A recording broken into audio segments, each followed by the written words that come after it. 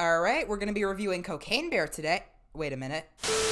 Alright, first things first, this video will have spoilers for Cocaine Bear, if you care about that sort of thing. And secondly, we do run a family-friendly YouTube channel here, so that was sugar. And whenever we talk about the bear, I just want you to know the bear loves Coca-Cola products, similarly to, although not the same as this bear. So you know, just keep that in mind going forward. That being said, I really did want to enjoy this movie. The premise of this movie is awesome and surprisingly historically accurate. Does that make this movie a biopic? Who knows? But when I came out of the theater, I didn't find myself as enthralled by this movie as I really thought I would be, and that surprised me. So how could a movie with so much potential and a great premise end up like this? Let's find out. I'm Captain Lou Albano talking to you about drugs. Kids, don't be afraid to say no. Something tells me you already know the story of this movie. I mean, if you've seen a trailer, you basically get everything you need to know right there. And if you do drugs, you go to hell before you die. A big part of what this movie is the large ensemble cast that makes up a lot of the scenes. It's pretty comparable to something like last year's Bullet Train, except with a few key differences. One big problem I have with this movie is that a large portion of the runtime just ends up being these side characters talking to each other when you and I both know we're here for the bear. Another thing I found about this movie is that the pacing can be really slow sometimes. And along with that, the comedic timing can also be really slow, which definitely hurts the jokes. I don't know if this is just a personal thing, but I'm more accustomed to faster comedic timing and I feel like it works better. That being said, some of the stuff with the ensemble does work really well. The one scene that comes to mind is when a couple characters are in a shootout on top of a gazebo. It shows how the cast is really talented and the actors do work well together. Also, the scene where the teenagers beat up the guy in the bathroom was pretty good. Also, for some reason, the movie has random cutaway gags. And these aren't like a common occurrence. There are maybe like 3 of these throughout the entire movie. That being said though, they are pretty funny. I mean, I guess we should talk about the other parts of this movie that are kinda alright. The opening with the one guy jumping out of a plane with a bunch of coke was pretty good. And as someone who did his research before this movie, that scene was surprisingly historically accurate. But I know what you're all saying, and you're right. We need to talk about the real MVP of this movie, and that is obviously character actress Margot Martindale. All jokes aside, she was good in this, but yeah, it's time to talk about the bear.